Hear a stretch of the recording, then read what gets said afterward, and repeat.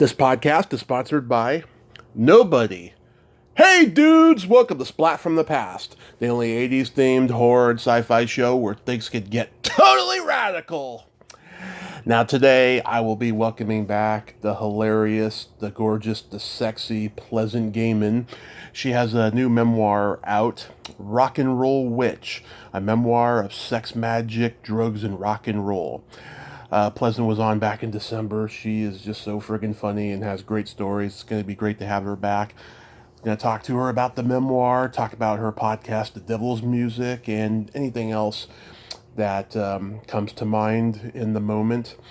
I'm so glad I'm not recording any more short conversations for my anniversary shows. It just took up a lot of time and a lot of dedication. Now I can finally relax and go back to my normal schedule of podcasting and diet and exercise for this diabetes. I just want to fucking beat it. I really do. But I want to thank everyone for the love and support over the last 5 years. It's going to keep going for however long I can. And I got some great shows coming up. You're all just going to love it. But today is a good show. So, here is my new interview with Pleasant Gehman. Hi. Hey, Pleasant. Welcome back. Thank you. How you doing? I am just so humble right now because I just celebrated 5 years of the podcast. Yes, indeed. Congratulations. I just on Wednesday I'm celebrating 5 years of my witchy burlesque show, Velvet and Candle. Ah, yeah, celebrate the fives. That's awesome. I know. It seems so hard to believe, though. I'm sure for you too. Yeah. Wow, that's crazy. Yeah, I didn't think I was going to still be doing it 5 years later, but I'm glad I am. So, yes, I'm very humble on this day. So, congrats on the memoir. We briefly talked about it last time. So, what made you want to write a memoir? Well, this isn't the first one I've written. All of my books have been memoirs, except for the Belly Dance Handbook and the Underground Guide to Los Angeles.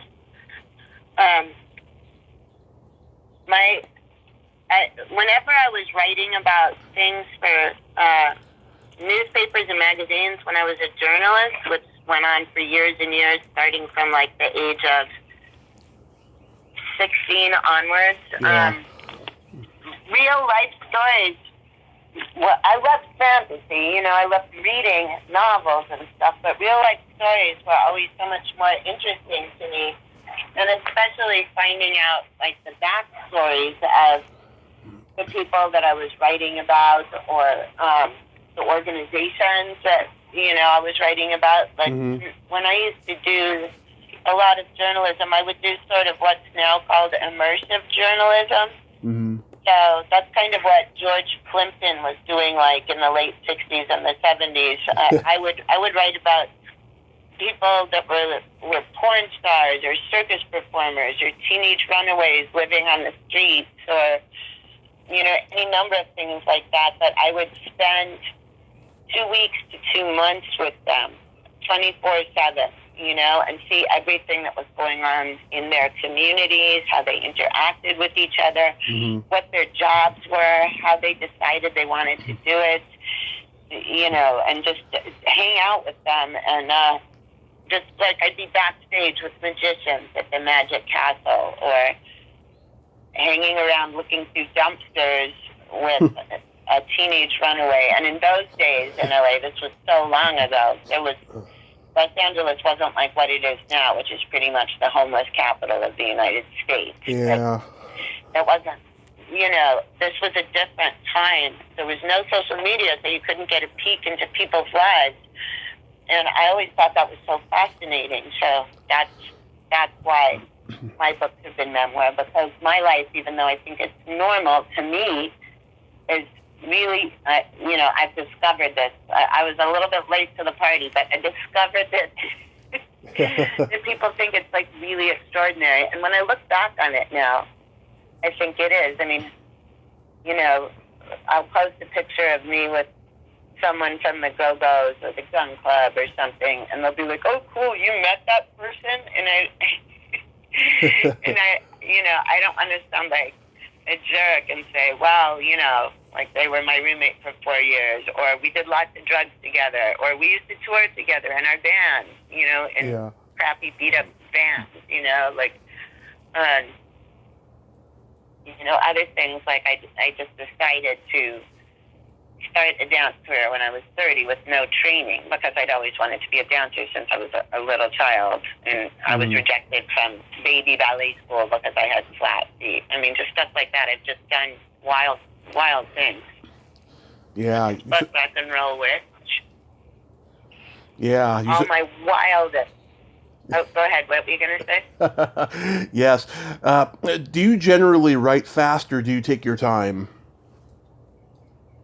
I write the first draft really fast. What I do is I think of if I'm not working on a specific story that was an assignment, like for a newspaper, or when I was doing the John Doe and Tom DeSavia books, Under the Big Black Sun. Those were very specific, right about this time period, which was early punk rock, and then as it sort of morphed into the 80s. So, of course, that was like a huge peak time in my life. But if I don't have a particular subject in mind, I will just write down, or actually nowadays type, just wild incidents that happened, or stories or anecdotes that I want to remember, and I'll put them on my computer, and just every day I'll be like, I should write something, and then I'll just cruise through the ideas I had there, and I'll just pick one and start writing. And often, what I think is going to be a 20-minute writing session turns into like 3 or 4 hours, and then I see what time it is, and I'm like, oh no, I'm going to be late for my dentist appointment or something. How long did it take to write this particular book? This book, I wrote it pretty quickly. I actually wrote it towards the end of 2020, but this is going to sound like a joke, but it's not. But due to all the supply chain issues and things that were happening, and all over the place, like my book kept not coming out. And one time it would be paper, the next time it would be glue for the spine. I mean, it wasn't because of my publisher, Iris Berry at Punk Hostage, and it wasn't because of me. Everything was finished. It was just, the rest of the world was having supply chain problems in the pandemic. So, yeah, I certainly know. Anyway, it was I've had a lot of coffee. I'm talking faster than I write right now. No, I was just going to say, a lot of people have had their books delayed. They didn't come out till like end of last year, beginning of this year. So yeah, it's going around. Everyone's finishing or writing their book during the pandemic, and they're trying to get release dates. Yeah, and so my book at that point, I was dealing with so many people that had books that were finished or books that were in line in front of mine, that my dates kept getting changed, not only because of paper and glue shortages, but I originally wanted it to come out on Halloween last year, but the day that it came out this year, a book called Rock and Roll Witch was probably the most magical day ever, and it was a complete coincidence. It just came out on the correct day. So that was April 30th, which is the night before Beltane, which is a pagan Sabbath, and it was also an eclipse and a new moon, which was a dark moon, which is a kind of a rare phenomenon. A dark moon or a black moon, doesn't happen that often. And then, like, almost all the planets were in Pisces, which is my sign. And I know I sound like a total occult geek right now, but hey, that's what I am. So, anyhow, this book, it's called Rock and Roll Witch because those two things have been constant in my life since I was 11 or 12. And the stories that are in this book, I gotta say, are completely batshit. if people have read my other books, like Showgirl Confidential or Escape from Houdini Mountain or Princess of Hollywood, which is, that one's out of print. Mm-hmm. Those books had been people thought they were fiction because the stories were so wild. Mm-hmm. And I got to say that this one just topped all of them. And, Wow. and almost all of the stories in this book are my friends either experienced or witnessed them along with me. And my friends just happen to be people from the Go-Go's, the Cramps, the Blasters, the Gun Club, Bill Lynott from Tim Lizzy, I mean, you name it, Alex Chilton. So Mm-hmm. they're all stories with rock and roll people. Like when Kid Congo was finishing up his book, we were texting to each other, and his book it's called Some New Kind of Kick, and it'll be out in October.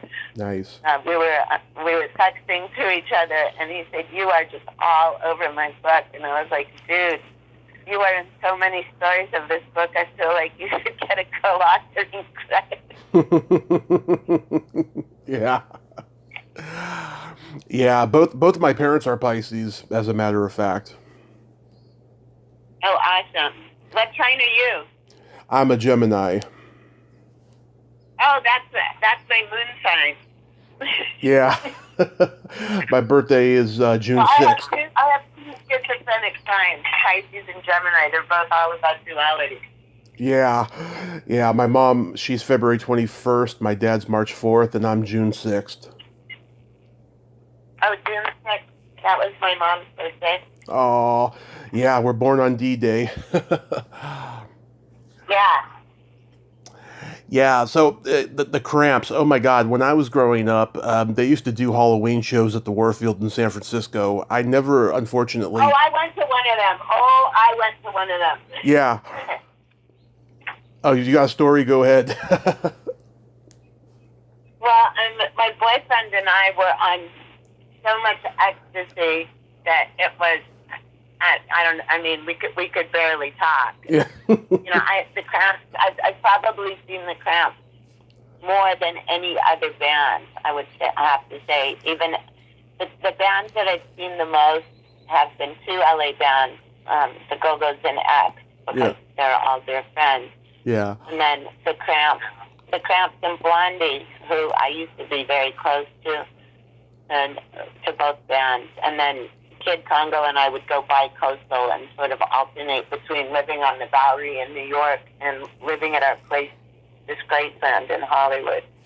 Mm-hmm.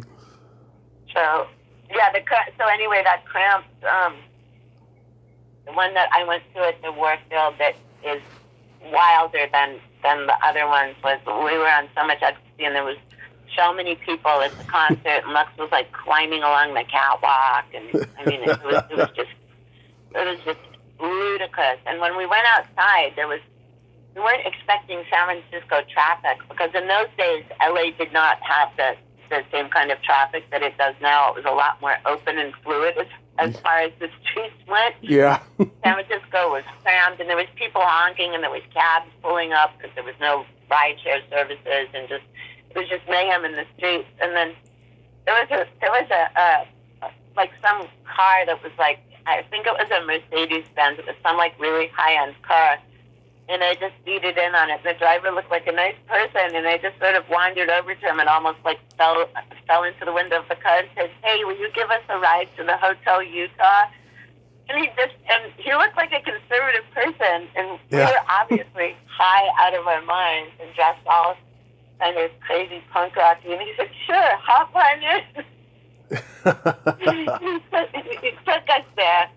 And because my friend was having a giant Halloween party, and the whole place was decorated, and so then the guy wound up coming in. So that was just crazy. I've done all sorts of weird spur-of-the-moment things like that, and a lot of times I wound up being friends with the person I met in that unusual way. Yeah. But, I mean, who just wanders up to a car? And so, I mean, it might have been different if I was a single woman. He might have thought I was a hooker or something, and then he might get lucky. My boyfriend was 6'6" and way more of a mess than I was, So We Wow. sort of fell into the back seat of his car. He's taller than me. I'm 6'3". Yeah, Songs the Lord Taught Us is a fucking masterpiece of a debut record. I mean, Lux Interior, that guy was just a magnified genius. Oh my God! I mean, there's a story in my new book that was in a really old book that's out of print right now, and the story is called "Escape from Houdini Mountain." So that was also the title of the book, but this was a story about Kid Congo and my friend Brad Dunning, who was the first drummer of the Gun Club and is now like a world famous interior designer, and Lux and me taking lots of acid after we were at this club called the Starwood, and we all decided to go up to the Houdini Mansion, and we got separated.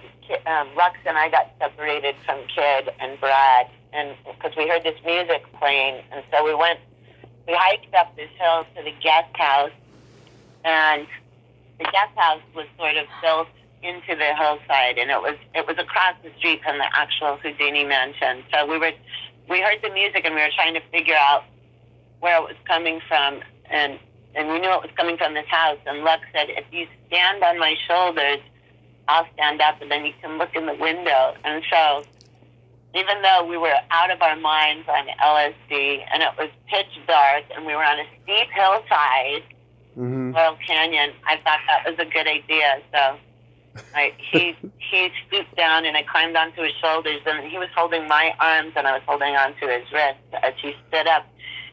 And when I looked inside the window, there was a whole biker gang in there, like a boombox and melting candles, and they it really looked like one of those 60s biker movies. I mean, this was like Hell's Angels on Wheels or something. Yeah. And so all of a sudden, one of the guys saw me, and he did a double take because they were getting wasted. So I think he thought he might have been hallucinating, because who looks out the window at 4 a.m. and sees like a teenage girl hanging onto a second-story window? Oh, that's awesome. They invited us in, and so the whole rest of the story is about the truly bizarre stuff that unfolded from that night. And when that book originally came out, Escape from Houdini Mountain, the person that did the artwork for the cover made a rock star and a girl running away from a mansion, which was kind of the whole story of that. But from the way it came out, for years people would say, "So who's Mr. Monster? Is it Joey Ramone?" That's kind of what it looked like on the cover, and I was like, "Nope, it was Lux." Oh, man. And of course, you knew the Go-Go's back when they were punk.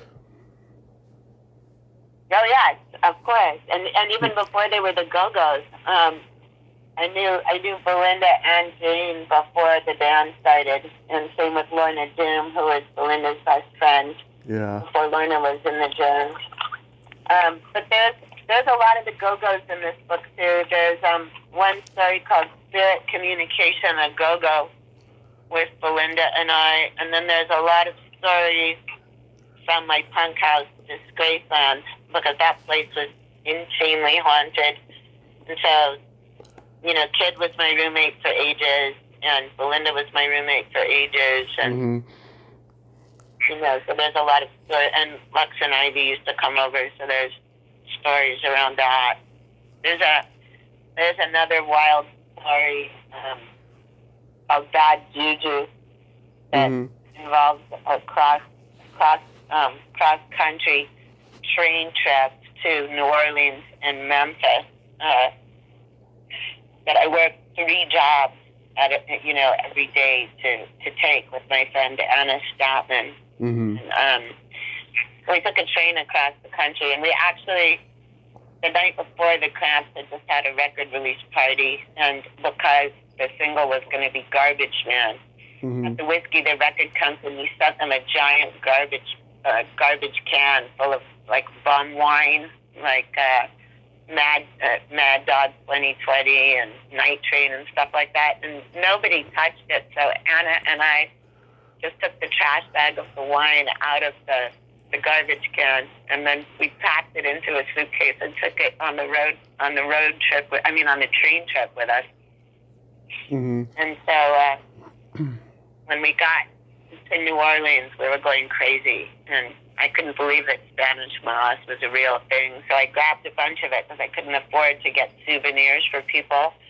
And I'm not going to reveal what happens in the story, but some very unfortunate things happened to the people I sent it to, including Bill Bateman, the drummer of the Blasters, who I was dating him at the time. Mm-hmm. So, Spanish moss is supposed to be really, really potent for curses and for, to make bad things happen. And I didn't know that at my point of development. I just thought he'd think it was cool that I sent some of it. Yeah, I'm coordinating with Gina Schock about coming on here. I think she got injured or something recently. I saw that Clem Burke from Blondie had to fill in for her for a couple gigs. Oh yeah. And I saw Blondie the other night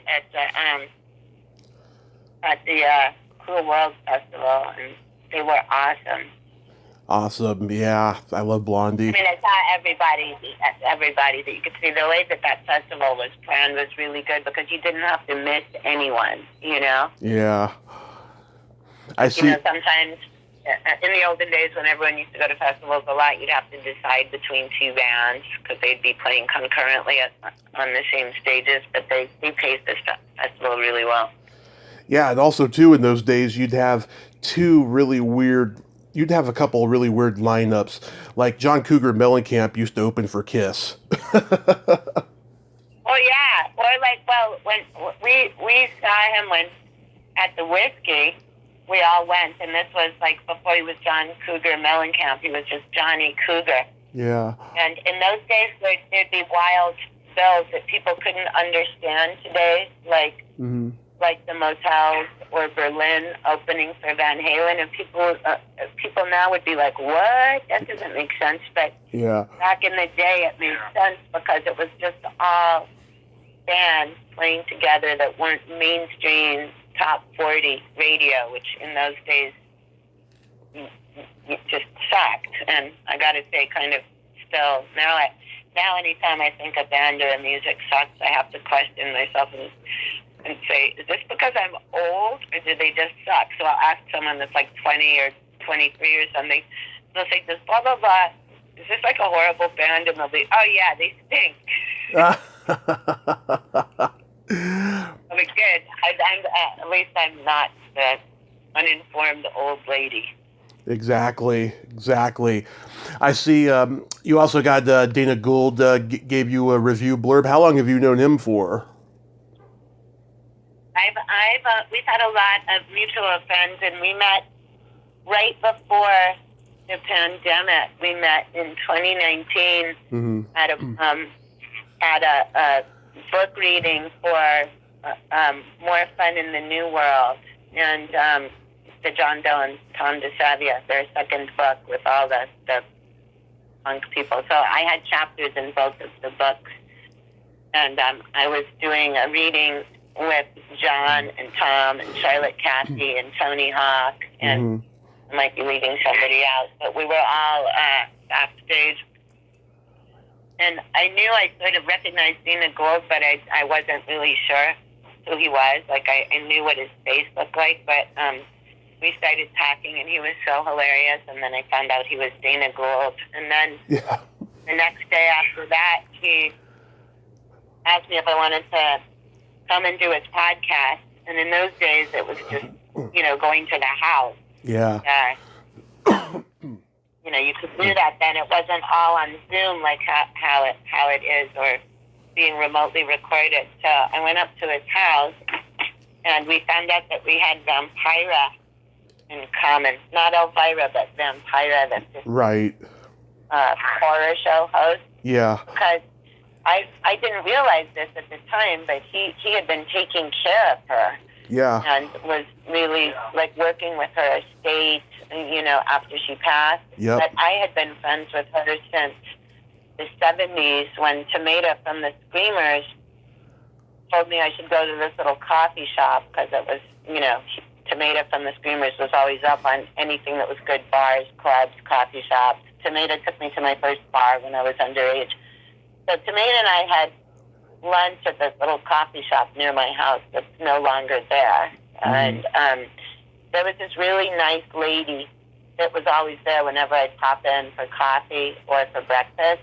Yeah. And so we started talking, and we were talking for months. And she had what my publisher and roommate of 3 years, Iris Berry, and I used to call like the Hollywood starlet thing, meaning we could identify older women who had come to Hollywood to make it in the movies because they were always exquisitely beautiful and really well put together, and they always had like impeccable bone structure. I mean, they were just gorgeous. And there used to be lots of people around in Hollywood in the 70s that had been like silent film contract players or, had come out in like after World War II to make it in the movies.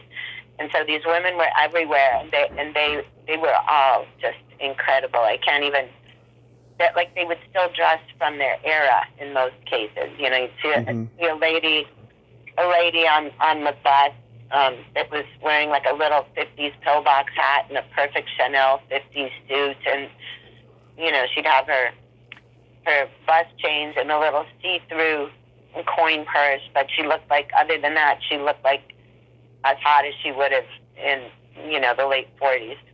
But so anyhow, I knew that this woman had probably been some kind of a starlet, and so we were talking, and we always would talk about dogs and cats and animals, and just she was very pleasant to talk to, no pun intended. And finally, around the 3-month mark, yeah, I said, we see each other all the time, but we don't know each other's names. My name is Pleasant. She said, hi, Pleasant. My name is Mila. And I said, is your last name Nurmi? She said, yes. And I went, oh. But inside my head, I was like screaming. I couldn't believe that I'd been talking to Vampira for months. Anyhow, so Dana and I bonded over that. And I was on his podcast, and then I wanted him to be on my podcast, and somehow the first thing he started talking about on my podcast, The Devil's Music, was ventriloquist dummies. Yes. Not knowing that I had a ventriloquist dummy and puppet fetish, and I had done a show and had fanzines called Puppet Terror, the magazine for anyone who's ever been terrorized by or terrorized others with puppets. Mm-hmm. So we bonded hard over that. And, Dana is great. I love him. Yeah, I talked to Vampira's niece, and she had a lot of great things to say about him. I met him by accident once a couple years ago, just before the pandemic. I was at Sketchfest in San Francisco. Me and my mother, we were at a movie screening, and we were looking for the meet and greet. And he had his table set up, and he didn't have his sign up of who he was yet. And we went over there, and we were like, "Is this the Just One of the Guys meet and greet?" And he's like, "It is not." And we were like, "Do you know where it is?" And like, I do not. And then we walked away, and then a security person helped us, and I was like, "Hey, who's that guy over there?" And he's like, "That's Dana Gould." And I'm like, "That is Dana Gould. Oh my God, we just met Dana Gould and didn't even know it." Yeah. Yeah. That's so funny. Yeah, I heard that podcast you two did about the ventriloquist dummies. Do you like the Anthony Hopkins movie Magic? Oh yeah, totally. Yeah. And there was an original movie that was made wait, are you talking about the original Magic or 1978? No, but this was a remake of. I can't remember what the name of the first movie was. It might have been Magic, but I don't think it was. But that was based on a movie that had come out, I think, in the late 40s or early 50s. And I remember seeing that one when I was younger, when the only thing on television, late night was just all old movies that the television stations would have in their library, and they'd play them over and over. Yeah. Do you remember the Scott Baio movie Zapped? Zapped? Yeah. I don't think I ever saw it, but I remember the title. There's a ventriloquist dummy in it near the end, and it's a priest with a ventriloquist dummy, and it scared the shit out of me when I was like 4 or 5 years old. I mean, I was just terrified. I had never seen a ventriloquist act in my life at that point. Oh my God, I know. They were terrifying. I remember when I was asking my mom about ventriloquist dummies when I was a little kid, and she was telling me that Charlie McCarthy was the most famous ventriloquist dummy. Yeah. Starting from like the late 30s or early 40s. And I was like, but they didn't have TV then. And she said, yes, it was only radio. And then I was little and I said, well, how can a ventriloquist get famous on radio when you can't see it? Yeah. I know, it's crazy. So you like being creative. I mean, you've done a lot of different things: writing, music, belly dancing, tarot reading. What do you enjoy doing the most? That is so hard to say because I love them all. And,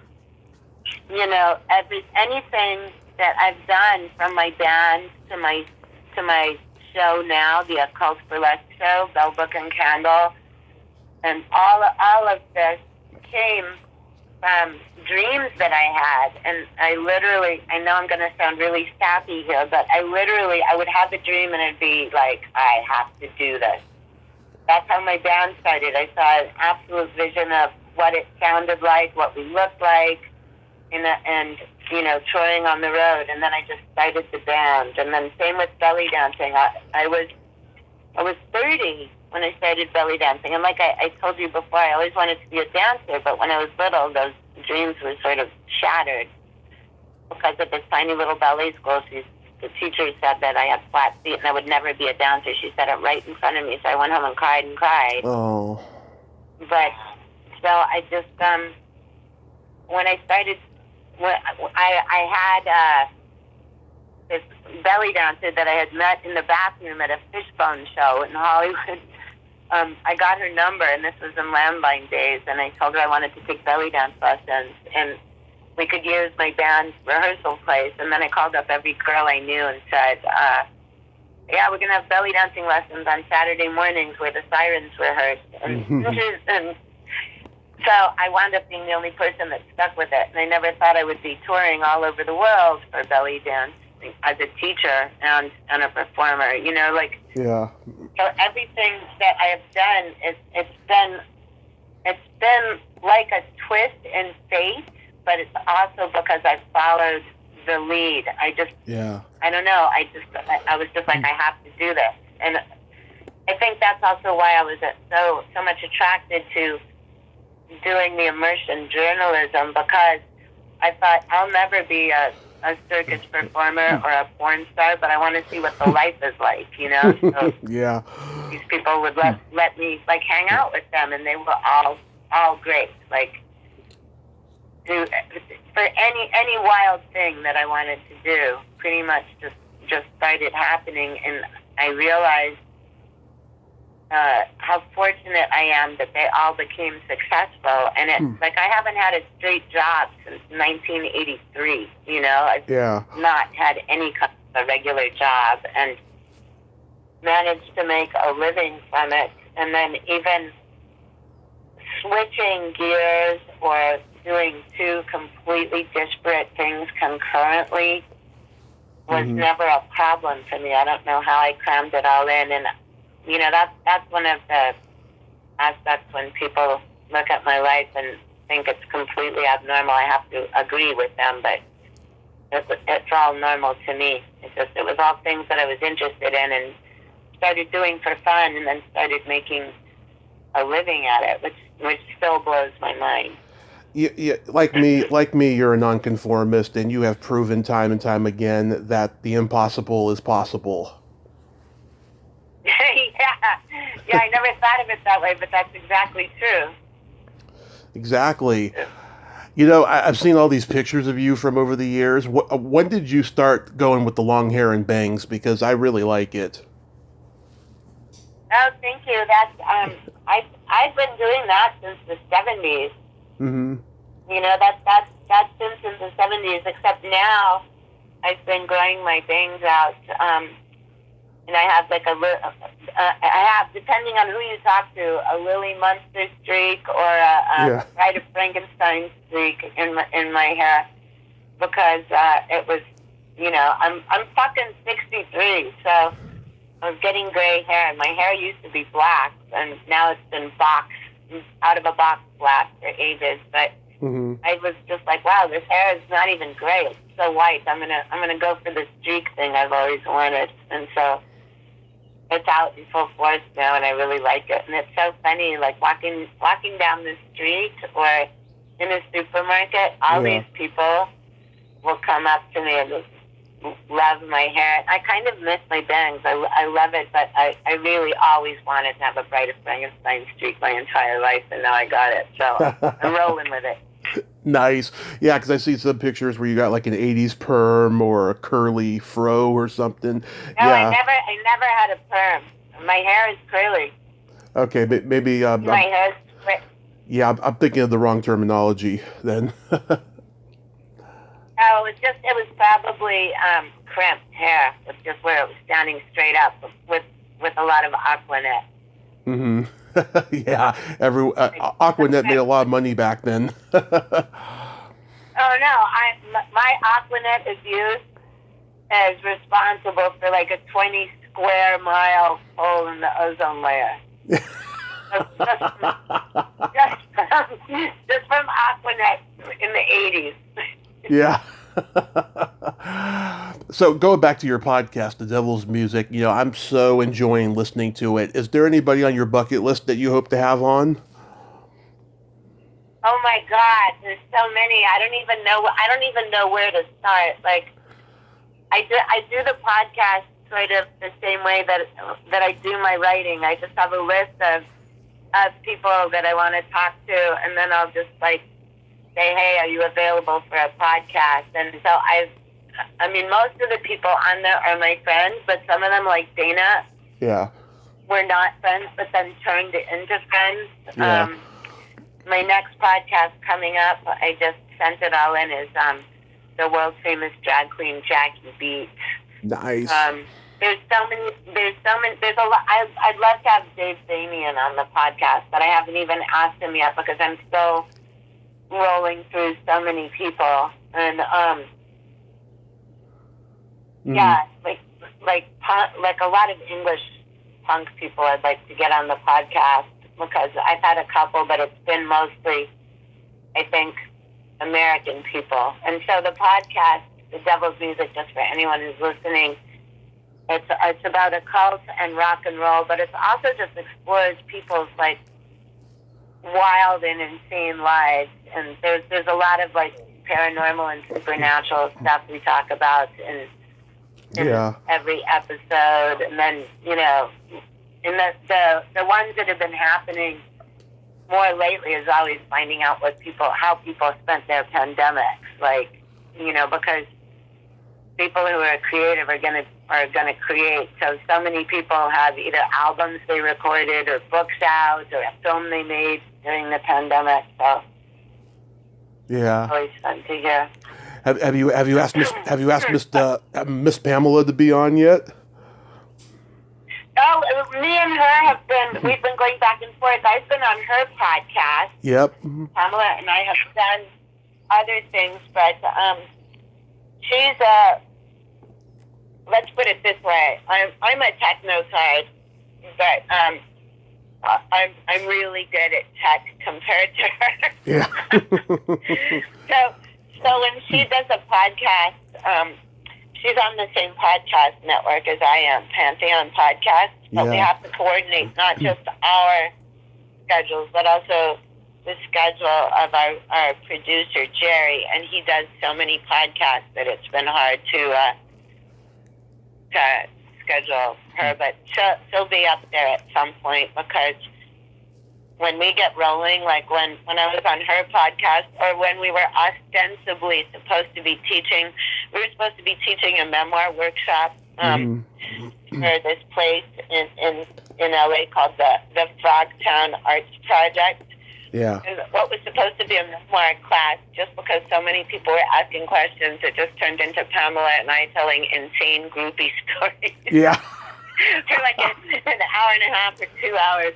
And that was what everybody wanted, you know? So. Yeah.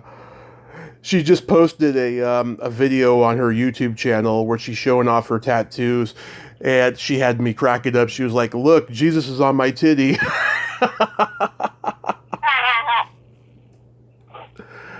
know. Well, now that you're mentioning her, I think I'm gonna call her as soon as we wrap this up.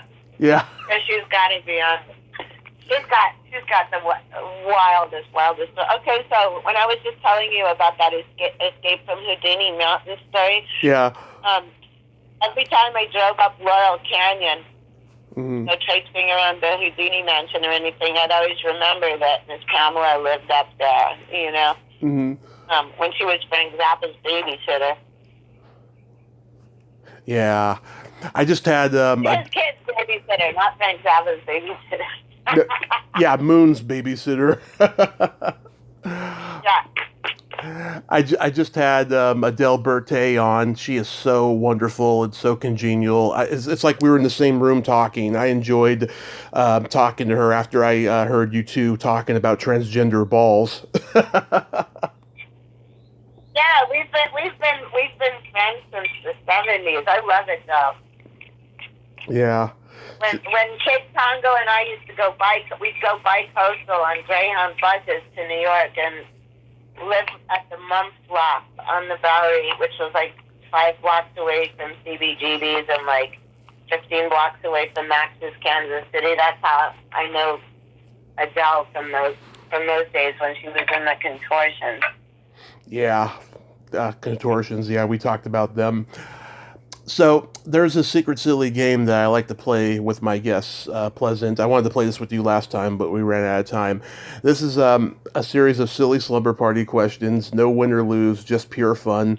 And how the game works is I ask you the question, you answer it, and then you ask me that exact same question, and I answer it. And feel free to comment on answers. Okay. Okay, Pleasant, are you ticklish? Oh, hell yes. I'm so ticklish. I have to, sometimes tell my chiropractor or a massage therapist. Yeah. If I scream, it's not because you're hurting me. Are you ticklish, Tommy? Oh, I'm so ticklish that if you tickled me without warning, I'll hit you in the groin. Oh yeah, I've done that too. I punched a surgeon one time because they were pointing out to me where they were going to make a cut when I had the operation, and I punched the doctor's hand away.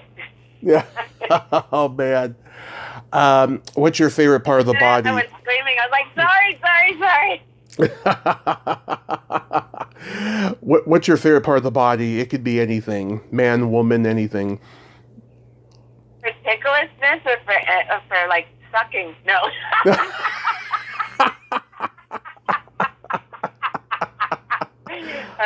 Anything.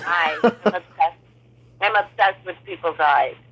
Oh yes, everybody's eyes. I'm really obsessed with eyes. What about you, Tommy? What's your favorite body part? The belly button. Censored. Bleep, bleep. No. Once again, it's the belly button. Oh my God! That was why I punched my doctor. Really? Because I have a reverse belly button fetish. I have a belly button phobia. Like, I can't. It makes me not even believe that I became a belly dancer. Yeah. If anyone gets their hand or finger anywhere near my belly button, I get the fight or flight response so hard, which is why I punched the doctor. Yeah. Because her hand went too close to my belly button when she was telling me that, like, there was going to be a surgical incision made near there for like another, for a completely not having to do with the belly button procedure, and I just fucking walloped her. Oh, wow. Well, don't worry. I respect women. Yeah, well, don't worry. I respect women's boundaries, and, if we ever meet in person, I won't, like, poke you or anything like that. No, you just don't want to get roundhouse punched by me. Trust me. Yeah. I punched the guy once on the porch of this Graceland, and I had just had long fake nails put on for a movie, which I'd never had. Yeah. And you have to, I had to have, a bathroom roadie because I couldn't take my Levi's off to pee by myself. That's how long the nails were. But this guy was being disrespectful at a party at my punk house. And then he was on the porch being really loud, and we were always loud for the neighbors anyhow, but this guy was just being belligerent. I was like, you got to leave now. And he said, no, I'm going to stay. And I said, oh, you're going to stay, are you? And he said, yeah. And I was drunk as shit, and I just fucking walloped him. I punched him in the jaw, and he flew all the way down the stairs and landed on the sidewalk. And there was a bunch of people out there, and they were just like, whoa. And I just I couldn't believe that I had done it, because it was like the same instinct I had when someone gets near my belly button. Yeah. But I was just looking at my nails, and I was like, wow, my nails stayed on. And it sounded like such a stupid thing to say, but I was just shocked because I couldn't even unbutton my jeans with those nails. I was like a Chinese emperor that needed attendants to do shit for me. But the nails stayed on when I punched them. Wow. What color are your toenails painted? Right now, black. Nice. And I stopped having hand manicures when I started doing the Ramon stuff, because basically I'm a farm wife now. Yeah, mine are not painted right now, but last time they were purple with sparkles. I like to go elaborate. Oh, I had that a few months ago. I love that. I gotta say that sparkly nail polish is a bitch to get off, but on the plus side, yeah, if you put on a coat of regular nail polish and then put a couple of coats of sparkles, it doesn't wear off unless you hire people to sandblast it. So your manicure or pedicure looks good forever. Yeah. Yeah, glitter can be a real pain in the ass to get rid of. What would you say is your best personality trait? I don't know, probably maybe my sense of humor. People tell me that all the time. I agree. Oh, thank you. What's yours? I have empathy, and I have no filter. Oh, yeah, I have empathy, too. Oh, yes. I have a filter. I have to have a filter when I'm doing tarot readings, and, you have to be able to give the client really good counsel, but you can't, and you have to let them know that this or that may not be a good choice, or this may be coming to you, but you have to deliver the news in a way that's not going to terrify them or make them feel like they made a horrible decision, or so. I'm pretty tactful and good at that, I gotta say. That's a wonderful quality to have. And then my favorite question, is there a stinky smell that just makes you gag? A stinky smell that makes me gag?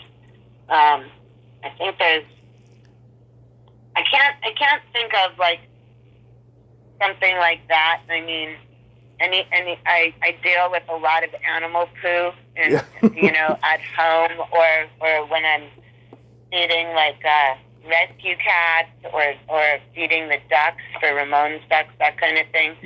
So any kind of baby poo and animal poo is sort of like a sterile hospital experience to me. It doesn't gross me out. Like I said, I don't know, probably when someone barks in the bathroom at a club. I don't like that. But that's just I don't know. I never identified that as something I needed to be aware of. Like stinky smells. I remember one time there was I made the mistake of having a garage sale, and there was fires raging all over LA. This was a few years ago, pre-pandemic, and it was the middle of the day, and the sky was red, and it was just that. It was terrible, but I already had so much stuff set out. I was like, I got to stick with this garage sale. And people would be, how are you doing this with all the fires? And it just blew out of my mouth. I don't mind the smoke smell. The fire smoke smell is actually kind of comforting to me because it's almost sort of campfire adjacent. But the air that we're smelling is not only wood burning. It's like people's old couches from the 70s and like gross rayon like window shades and plastic lawn furniture and stuff. And then I was saying this to a total stranger at my garage sale, and then he just kind of nodded and backed away from me. Yeah, for me, it's either farts or feet. Oh, well, I thought that went without saying, so I didn't mention either one of those. Yeah. I thought you meant like a unique smell, like old puke in the bathroom at a rock and roll club. Yeah, I know. Also, some people don't smell right to me. I don't know why. I think this is a pheromone issue. Like, I'm not even talking about being attracted to someone, but sometimes I'll be around someone and they don't smell right. And it's not because they have BO or anything. They don't smell right to me, like almost in the same way an animal would sense it. Yeah. Yeah, I used to be a bouncer in a bar. I cleaned up vomit quite a number of times, I tell you. Well, we worship you and your kind. Well, yeah, I mean, it's an important job. It's also a sexy job, too. I got laid a lot. I mean, I'm already writing a book. I'm going to write a whole book about working in the bar business because I got stories there. Oh, my God. So, I have a joke for you. Okay. Why is drinking cheap beer like going down on your sister? Oh, my God. All I could think of was it's foamy, but that doesn't sound right. If you're going down on someone who's foamy, you better stop going down on them. I love that. Anyway, what's the punchline? What's the punchline? It's the same taste, but it's still not right. Oh.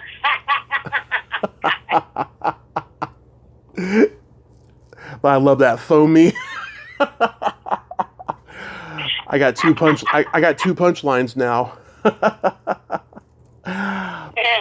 So do you have any other upcoming projects you'd like to bring up real quick? Well, I do have some book release parties that I'll mention because some of the people listening to this will probably be able to go to them. When is this airing so I can be time appropriate? By sometime later today. Oh, okay. All right, so this Saturday, May 21st, is my first book release party for Rock and Roll Witch. And it's out on the patio at El Cid, which is a historic venue in Los Angeles. The address is 4212 Sunset. And we're having a DJ and the Go-Go dancers from my witchy burlesque show, Bell Book and Candle, which is 5th anniversary, is also at El Cid.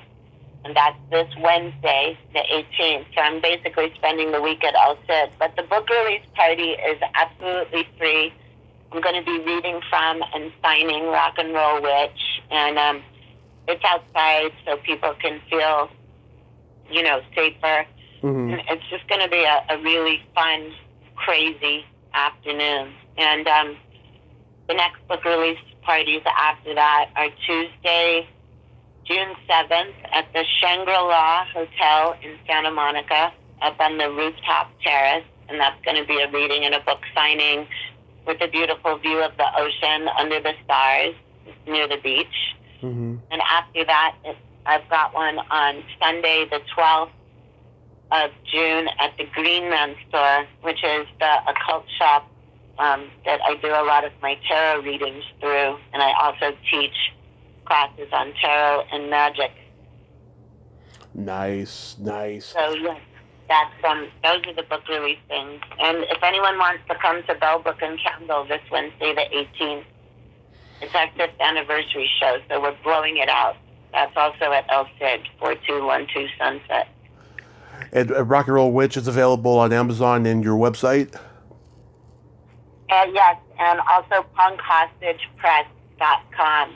So it's available worldwide on Amazon. For Punk Hostage Press, that's Iris Berry's press. I don't think that they will send it overseas, but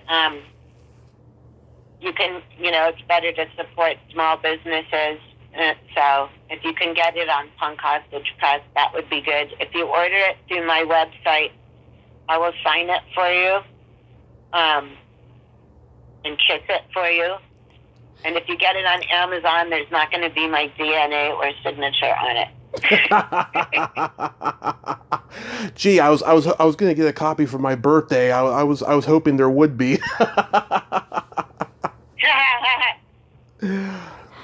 Pleasant, you are a national treasure. Thank you for coming back on today. Have fun with Pamela when you call her, and I hope the signing party is an absolute blast for you. Be safe and have a great day. Thank you so much, Tommy. You are wonderful. You be safe too, and I hope you're not near any feed or fart smells in the near future. No, I'm playing it safe. Okay. All right. Nice talking to you. You too. Bye-bye. Bye. Well, there you have it. Pleasant Gehman. Ain't she a sweetheart? I just adore her. She is so freaking funny, and she is just a great sport. Oh, thank you so much again, Pleasant, for telling me how wonderful I am. Well, but until next time, this is Tommy Throwback Kovac saying there's no shame in living in the past because the present sucks. Later, dudes.